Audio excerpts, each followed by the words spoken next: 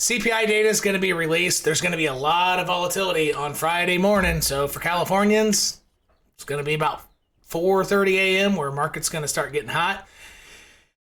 It could move again when volatility increases. Price can go both ways, and you should actually expect it to go both ways. Not necessarily that one will be a fake out, but things could just go both ways and then settle down right where it was at the beginning.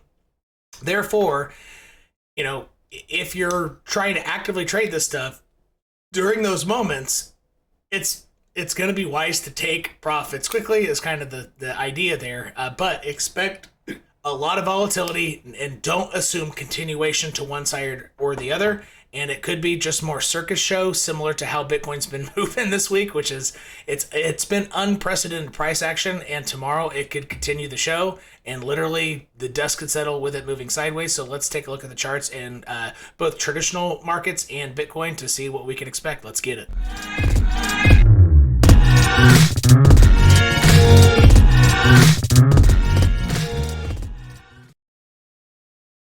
I have on NASDAQ futures right now. My range was too small. So earlier I was flashing my micro range, as somebody in a witty way commented, and it was too small. My range was too small, and so I now have a very symmetric range here. So you see the top, the bottom of the range. This blue line's an origin line. I guess I could get rid of that for this purposes. Maybe, yes. Bam. All right. Top of the range, and you can copy this. Actually, feel free to. This is NASDAQ futures, ticker NQ1 exclamation. You can see the ticker right here. All right, and this is the EMA fill. I can get rid of that. So top of the range, bottom of the range, point of control, 3 lines in the middle, each side, and they are equidistant. So for some reason, crypto and traditional markets, they like symmetry. Look, it's the same thing. See that? I don't know why that happens, but algos like symmetry, and that's just the way it is. I don't know why. So everything is perfectly parallel because I dragged, I think I started off with this guy here. And once I got it where I wanted, then everything else is parallel to it. Even this box right there. See that?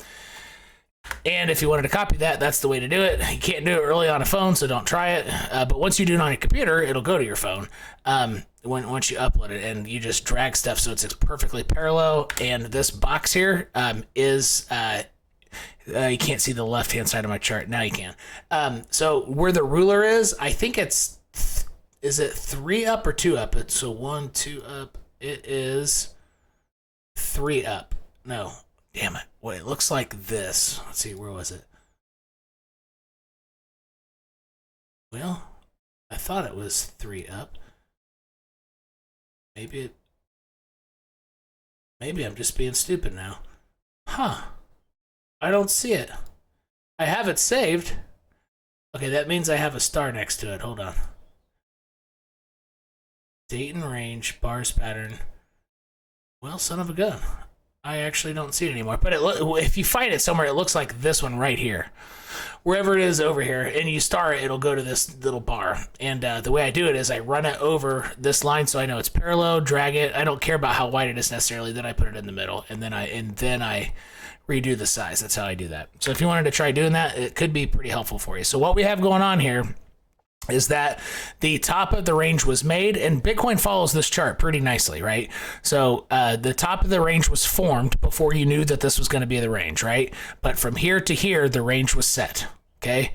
The point of control wasn't really, but it's technically in the middle. It always goes in the middle, and price reverting back to the mean, which it usually does, it just naturally does. It goes up to it, pauses, or it goes down to it and bounces. And once it goes through it, it usually accelerates through. Usually doesn't happen from this line. You'd usually see it do something more like this, accelerate through it. But that's kind of a weird. That's kind of a weird play there to accelerate down from this line all the way through it. I don't see that happen on many ranges. So it is at a bounce point. It's absolutely at a possible bounce point. If it comes up here tomorrow, I would expect potential rejection. or look for rejection or rejection from here, from the failure point. So it failed from this line. So I could see it coming up here. So if tomorrow, for example, if I personally, this is not financial advice, I'm talking about my thoughts, and I'm not giving you any financial advice, but if I were long and I saw NASDAQ futures get up to where it broke down, I would probably take profits on those longs and be fully out, for example. And what, regardless of what Bitcoin does, assuming Bitcoin roughly moves in the same pattern. Therefore, it is at a bounce point, and I think that tomorrow you're going to see a decent amount of price action somewhere in this area.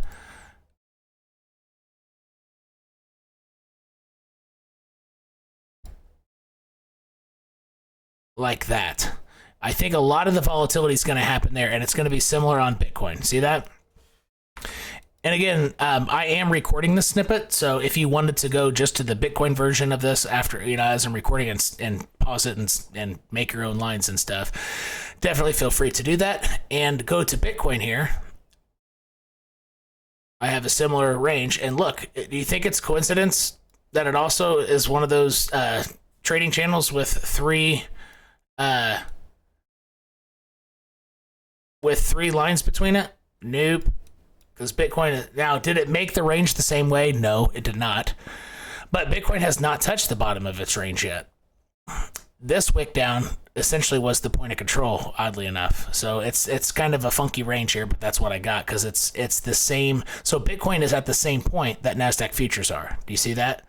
So it's one line down from this point of control. The box being the point of control. So NASDAQ futures there, and so is Bitcoin. That's why I kind of constructed it this way. And Bitcoin is just going sideways. Nothing has happened in the last 3 days besides a little circus show, but at the end, nothing happened. Just wicked volatility. No sense, no rhyme or reason. Unless you're the person dropping $50 million market orders, there's no way you could have guessed that anything. And even within these 4-hour candles, like, there was nastiness. I don't know which one it was, but there were 5-minute candles straight up and down too. Let's see here. Like right here. Look at this shit. Like, this is just stupid. It's honestly beyond stupid. Yeah, this all was a circus show. This was a circus. And I think it was more like a display of power, like, just, hey, look what we can do. It's almost like hedge funds were sparring, is what it looks like. Okay, you brought it down, well, we're going to bring it back up. And then the same people who brought it down again or something.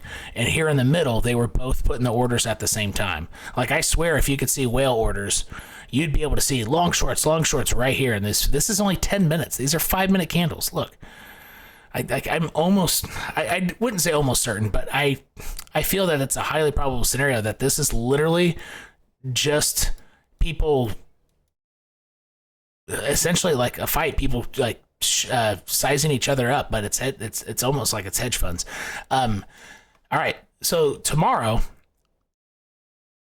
this is going to follow NASDAQ. There's going to be a lot of volatility. Therefore, it's going to be very helpful to know what NASDAQ futures are doing, because these are moving when the NASDAQ is actually closed, and you get a lot of volatility at 8 a.m. New York time, or even 7:30 New York time sometimes. So it usually starts picking up at around 8 a.m., which is an hour and a half before market opens, traditional market opens. So whatever this does, so, natural trajectory, maybe it could come down one more time, come up, get rejected. Let me draw out a few price paths, what I'm seeing. But again, I don't know what's getting ready to happen outside of the idea that there's going to be a lot of volatility. That's the only thing I'm confident about. The direction of price, I'm not confident about. So maybe up here, down, up, down, and then it just settles right where it was, something like that. Something like that could easily happen.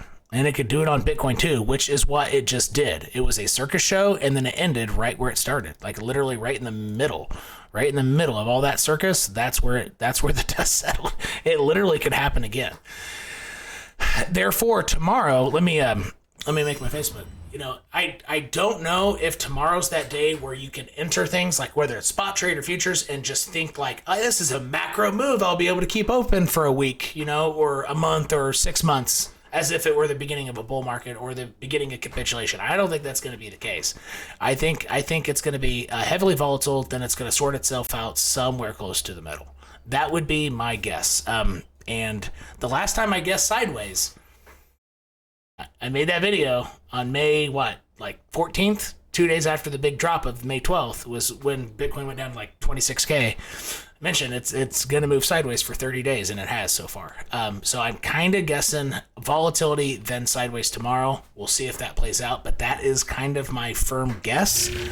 But I don't know if there are statistics or an edge for that. You know, so I'm essentially making an opinion, and I don't have much in the charts to back that up. I want to be very clear with that. That's just my guess, because volatility, the idea of volatility is the only thing I'm confident about. I don't know what price is freaking going to do.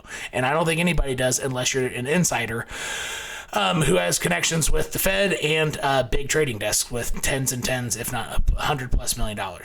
I don't think anybody else outside of that club can have a solid understanding of what's going to happen tomorrow.